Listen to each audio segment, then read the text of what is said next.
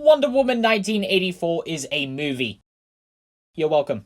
Good to be back. The first Wonder Woman movie is a film that I really enjoyed. Patty Jenkins directed the shit out of that movie, and Gal Gadot was amazing as a title character. It wasn't a perfect movie by any stretch. I had problems with it, but as a Wonder Woman movie, it was awesome. So I was pretty happy when it was revealed that both would be returning for the sequel. As the title suggests, the movie takes place in the year 1984, and believe me, that isn't just a title because the movie happens to take place in that point in time. This movie genuinely feels like a movie that came out in the 1980s. The shots have a really glamorous, vibrant, and saturated color tone. The movie even has a graininess to it. It really looks and feels like an 80s movie, which is really charming, but it also gives the movie a unique visual style. The first movie used a lot of dark colors like grays and browns and blacks that perfectly represented the brutality of World War I. This movie's much more vibrant aesthetic perfectly encapsulates the vibrant nature and wildness of the 1980s. The movie is also visually breathtaking at times. There are some truly beautiful sequences, most notably a jet flying through a sea of fireworks. The use of color in this movie is fantastic. It's very colorful, and the movie takes full advantage of that. Despite a couple of genuinely terrible shots, the CGI for the most part is very good and really convincing. Although I do love the way it's often used to make the film look and feel like a 1980s movie. I know, I've been saying that this looks and feels like a film that came out in the 1980s a lot, which first off,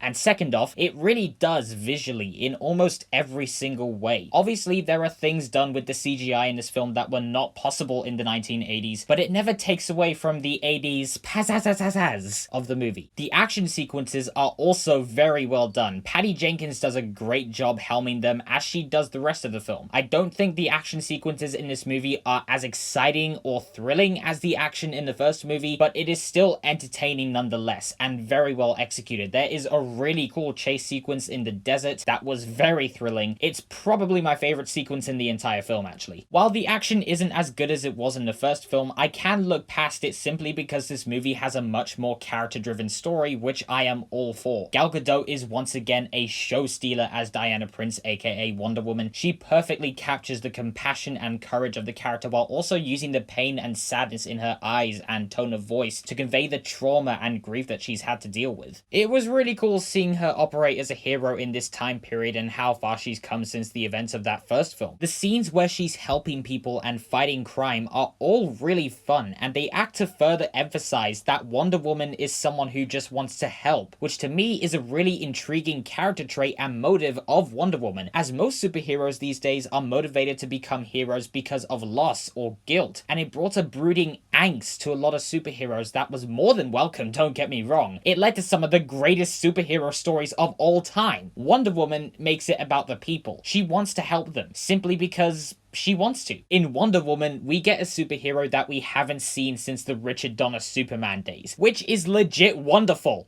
I love her arc in this movie, and how the things that happen in this movie, as well as the inclusion of other characters, affect the decisions she makes and how they motivate her to make such decisions, which is why I absolutely love the inclusion of Steve Trevor in this movie. First off, Chris Pine is brilliant in this movie. His performance as Steve Trevor in the first film and this film is my favorite Chris Pine performance of all time. The dude is just so irresistibly charming and charismatic that it's impossible for me to not like him. I love that he wasn't just brought back because he's Steve Trevor and everyone pretty much loved him in the first film. He actually has a narrative purpose for being in the movie that not only helps to convey the film's messages, but it also effectively helps Diana's arc come full circle in an emotionally satisfying way. That, and I'm not gonna lie, it's great to see him back simply because I love this character. The dynamic between Diana and Steve is once again a major highlight. Their chemistry is just so strong. You really believe that these two are madly in love with each other. However, they don't just feel like a couple who are deeply romantically attached. They have that kind of relationship where they're in love with each other, but they're also practically best buddies, which makes their dynamic feel so much more natural and honestly adorable. It also has an element of charm because we've got Diana, who is perfectly used to living in the 1980s because she's immortal, or she can live a really long time. I don't know how this works. And then there's Steve Trevor, who, similar to Captain America, is literally a man out of his own time. He has miraculously returned from the grave and is like, oh my god, I'm alive. He has no idea what life has been like since World War I. He has no idea how much life itself has changed, how people have changed, how their clothing has changed, how much technology has changed and advanced since World War I. So Diana now has to basically show him around and help him get used to life post World War I and II, and that makes for some wonderfully fun and adorable scenes as Diana takes Steve places where he sees and experiences things that are normal to her and obviously the audience, but for him, these are things he never could have imagined. It's adorable watching his reactions to seeing all these things for the first time, because it's like watching a kid who's just been born into a completely new world and he's experiencing everything around him for the first time ever. It also gave the 1980s setting more meaning because it's used to further develop the characters. I won't say much on this front because I really don't want to spoil the movie for you guys, but the way the characters are used to propel the plot forward and the film's message are conveyed through said plots and characters, I found to be really compelling, and I really personally resonated with the film's messages. Again, I can't say much because I really don't want to spoil anything, but it's a very engaging story with a powerful message that also gave the 1980s setting more meaning and purpose within the film's story. Something that this movie improves over the first for me was the consistency in terms of how invested I was in the story. The first movie was great, but where the movie kinda lacks for me is the third act. Here, it felt more consistent and everything flows a lot better than it did in the first movie. Every scene feels like it naturally progresses into the next better than it did in the first, so that was definitely an improvement. As for the villains, they're kind of a mixed bag. The irony being that there's only two of them. On the one hand, we have Maxwell Lord played wonderfully I love this, by Pedro Pascal. Pascal is super over the top and it really works in his favor. He is a wonderfully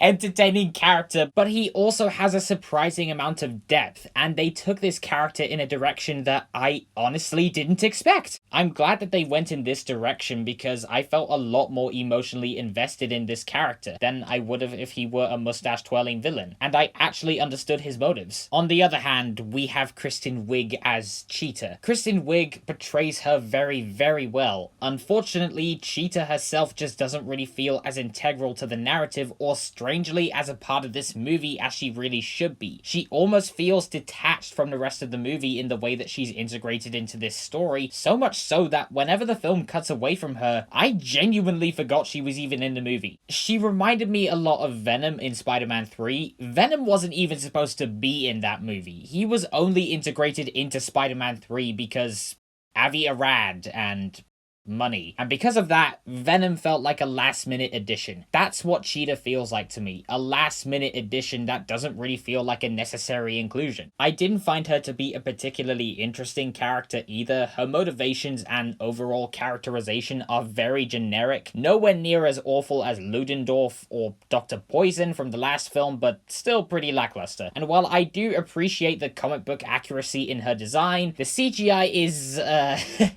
well, it's evocative of... Oh, God. No. No. No.